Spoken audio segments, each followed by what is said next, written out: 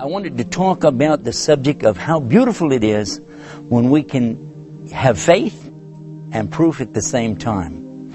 I recall when I was first learning about Islam, I was actually trying to teach a Muslim about Christianity.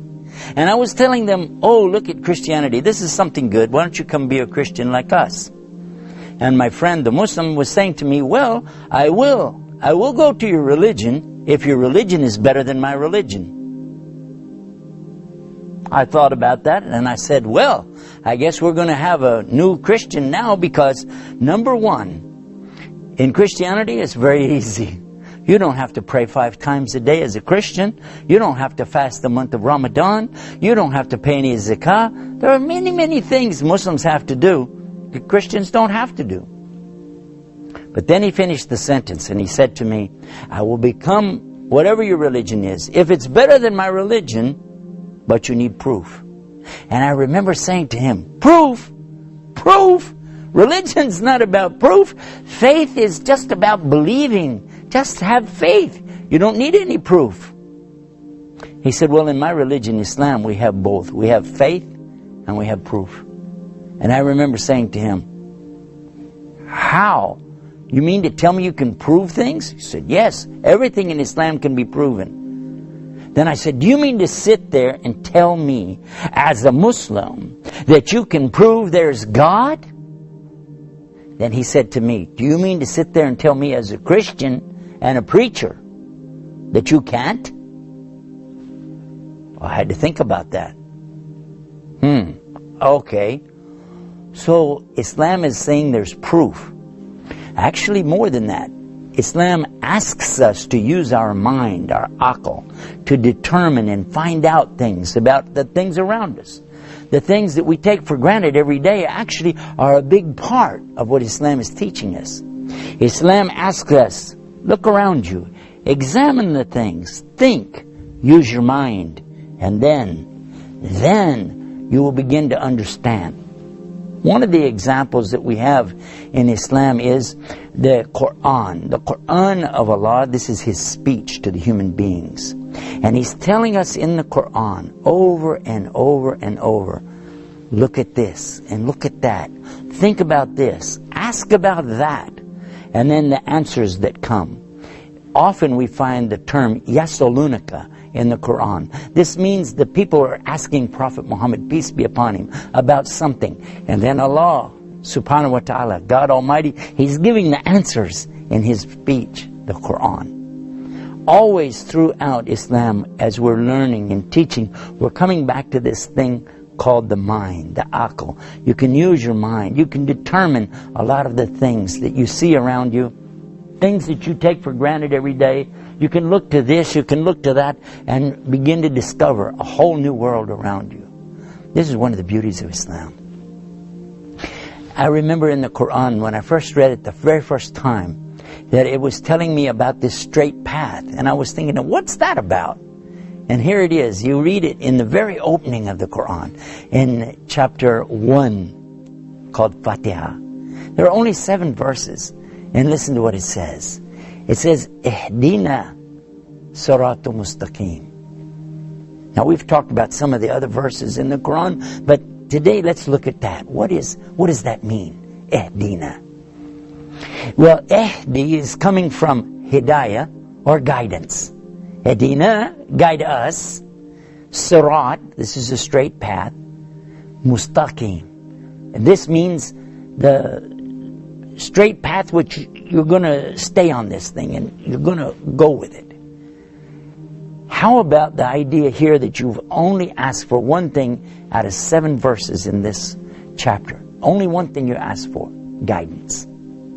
Because now this is showing you, for instance, that there's only one straight path, but many people could be on that path at the same time. Guide us to your straight path. And this is a request. We're making this request to Almighty Allah. We're asking Him to guide us.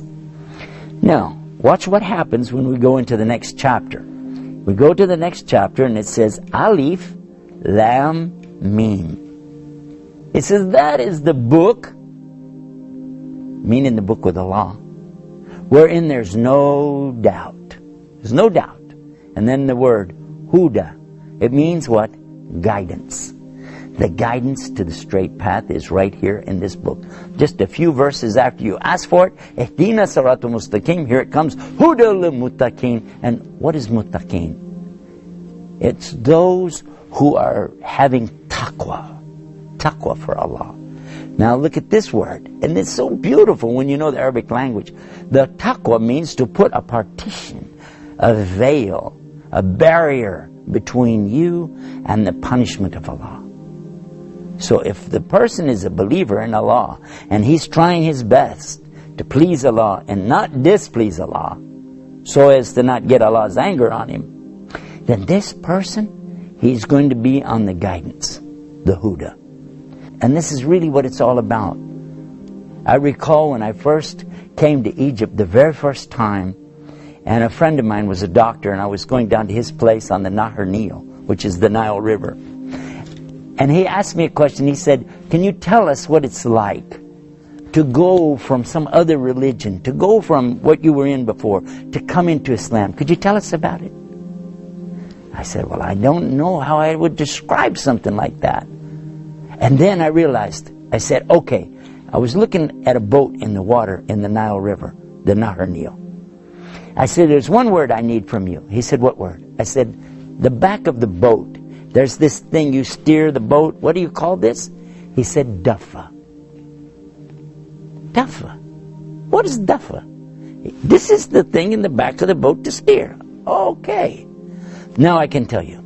I said, imagine yourself now for a minute, that you're out in the water, you're here in this boat, and you're blindfolded. And you can't hear. Something's in your ears, your eyes are closed, and you have no duffa. You don't have a steering wheel. You're just in the boat. You feel the boat moving this way, and that way, and this way, and that way. And you have no idea. And this is all you've ever known. Oh, you feel the wind. You feel the water if it rains. You feel the motion, but you don't know where you're going or why, and you have no idea what your purpose is to be there. Then suddenly one day somebody removes this blindfold from you. Somebody is taking this stuff out of your ears. You can see, you can hear, and most important, they're giving you the steering wheel, the duffa. Now, this is the difference, because when you come to Islam, you can see, you can hear, and you have control. You have the control over your life. Now, by the way, just in case you didn't catch this, this is a good parallel, because just because you have a steering wheel, just because you can see, just because you can hear, doesn't guarantee that you're going to go the right way, does it? No. But it sure gives you a head start over the guy who's sitting in another boat with his eyes closed, ears are plugged up, and he has no duffa. Make sense? Yeah, makes a lot of sense. And that's what I want to come back to again and mention, that Islam has these beauties. And this one particular beauty, where you're to use your mind and you can ask questions and you can get real answers.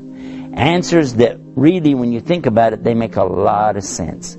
You're not forced to just accept something that somebody says, just have faith, brother. Just have faith. Well, faith is great if you've got something to base it on. If you can see something, you can hear something, and you have some control, some steering wheel, this is a great advantage. And it's probably one of the bigger attractions, I think, of all of the beauties of Islam that we've been talking about. I think this is one of the most emphatic of all of them. That it comes to you in a way that once you start using your mind and your heart, and then you see what Allah is having in front of you, it becomes a lot easier to accept and then to put into practice. All of this is just one of the many beauties of Islam. The beauties of Islam are many, and if we tried to enumerate them and count them, I think we would run out of time. And we're running out of time even now as I'm speaking to you. This program is too short. We wish we had more time to cover all of these beauties of Islam. And when we think about it and examine this brain that we have and realize that it was given to us, the knowledge that we have, that we're thinking with, This is all part of something in the Quran which we find. Allah is telling us in the Quran clearly that He is the one that has all the knowledge. All the knowledge is with Allah subhanahu wa ta'ala. He knows everything of the creation around us, over us, under us. And we don't have any knowledge except the knowledge that He gives us. That's all we have. And He says that we only have what He gives us. And by the way, He can take it back. Have you not noticed what happens when people become old and they get these degenerative diseases of the mind like Alzheimer's? They can't remember things anymore. Their mind starts to go. Well, where did all that intelligence go that they had? Allah takes it back. So this knowledge, even the knowledge you and I have right now, that we're talking and you're listening and I'm saying something back and forth, all of this is from Allah. Maybe you'll remember it tomorrow. Maybe not. All of this is coming back to the thing we started with, talking about using the mind. And the mind is a very important part of understanding Islam. And it's an important part of the beauties of Islam. Allah asks us in the Quran so many times using the expression, Alam tara kaifa. Don't they see how? Don't you notice how? Alam tara kaifa fa'ala rabbuka ashabal fil. Haven't you seen how your Lord dealt with the people of the elephant? This is one of the expressions Allah asks you.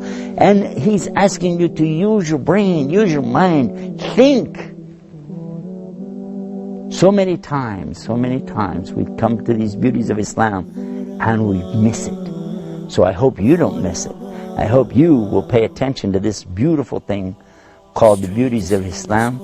Until next time, this is Yusuf Estes reminding you about the beauties of Islam. Assalamu alaikum. When we open our eyes, that is where it starts. The journey of our soul. We're guessing this world, our temporary home. Convey the message to everybody of Islam with kindness and love.